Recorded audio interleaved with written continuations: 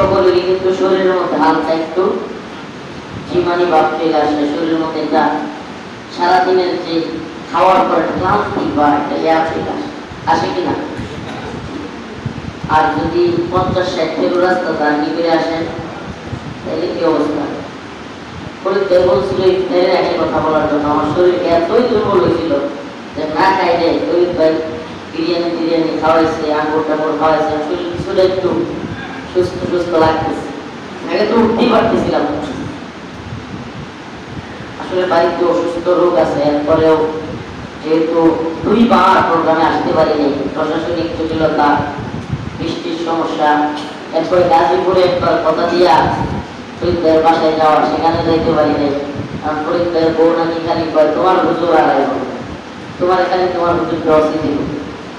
আর আমি বললাম আজকে কি আর করবি, এই যে আমার হুজুরে নিয়ে আসছে। তো প্রিয় ভাইরা, শরীর খুবই ক্লান্ত, অল্প কয়েকটা কথা বলবো, কথা বলা উদ্দেশ্য না, যেহেতু আসতে পারি না, সুযোগ পাই না, আসলাম, আপনাদেরকে দেখলাম, আপনাদের জন্য দোয়া করলাম, আপনারাও আমার জন্য দোয়া করলেন। ঠিক তো যেটা বলতেছিলাম, আল্লাহ পাক কোরআন কারীমের মধ্যে রমাদানের আয়াত নাযিল করে কি বলেন? ইয়া আইয়ুহাল্লাযীনা আমানু কুতিবা আলাইকুমুস সিয়াম কামা কুতিবা আলাল্লাযীনা মিন ক্বাবলিকুম লাআল্লাকুম তাত্তাকুন।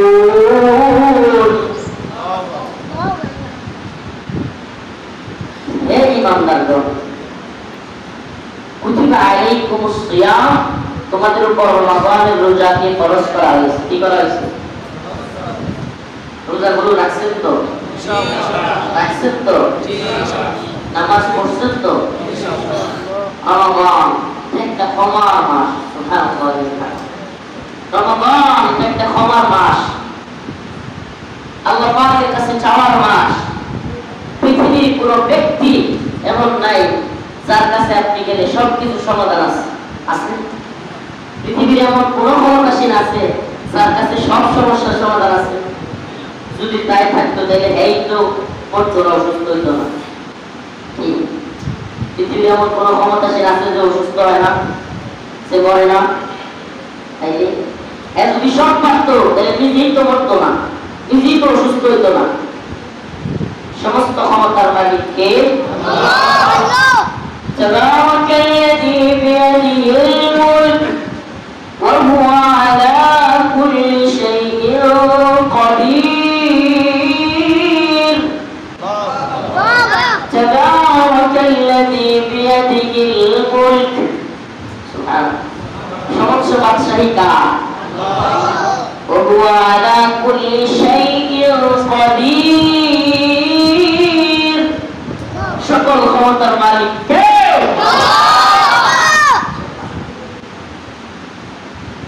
আল্লাহ। হুয়াল আউয়াল ওয়াল আখির ওয়াল যাহির ওয়াল বাতিন। হুয়াল আউয়াল, তিনি প্রথম, ওয়াল আখির ওয়াল যাহির ওয়াল বাতিন, প্রকাশ্য গোপনীয়, প্রথম শেষ, সকল শক্তির মালিক কে? আল্লাহ। আল্লাহু লা ইলাহা ইল্লা হুয়াল হাইয়ুল কাইয়্যুম। আল্লাহু লা ইলাহা ইল্লা হুয়াল হাইয়ুল কাইয়্যুম।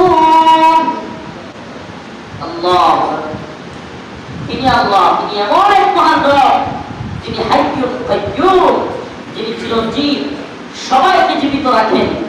লা তাখুযুহু সিনাতু ওয়ালা নাওম, যিনি ঘুমান্ত না, ঘুমের ভারও আসে না। সুবহানাল্লাহ। কুলিল্লাহুম্মা মালিকাল মুলক, নবী আপনি বলেন আল্লাহুম্মা মালিকাল মুলক, সমস্ত পৃথিবীর বাদশাহী কার? আল্লাহ। তুজিল মুলকা মান তাশা, যাকে মন চায় আল্লাহ ক্ষমতা দেন। সুবহানাল্লাহ। ওয়া তানজিউল মুলকা মিম্মান তাশা, আবার যার কাছ থেকে মন চায় ক্ষমতা কি করে? ফিরআউন, নমরুদ, হামান, কারুন, জর্জ বুশ, বারাক ওবামা, যুগের ট্রাম্প সকল বাদশার বাদশাহী আজ কোথায় বলে? সকল ক্ষমতার উৎস, সকল ক্ষমতার মালিক কে? আল্লাহ। এজন্য আল্লাহ বলেন কুতিবা আলাইকুমুস সিয়াম কামা কুতিবা আলাল্লাযীনা মিন ক্বাবলিকুম লাআল্লাকুম তাত্তাকুন। আল্লাহ বলেন তোমাদের উপর রোজাকে ফরজ করা হয়েছে। কি করা হয়েছে? রমজানের রোজাকে আল্লাহ বলেন আমি ফরজ করেছি, ঐচ্ছিক বিষয় নয়। ইচ্ছা হলে রাখলাম, ইচ্ছা হলে রাখলাম না, এমন। নামাজ ফরজ করা হয়েছে, ঐচ্ছিক নাকি বাধ্যতামূলক? এলাকার যুবক ছেলে নামাজ পড়ে, তিন চাচা মিলে মসজিদে বসে থেকে দেখছস অমুক ছেলেরা 5 ওয়াক্ত নামাজ পড়ে। কি আশ্চর্যজনক কথা!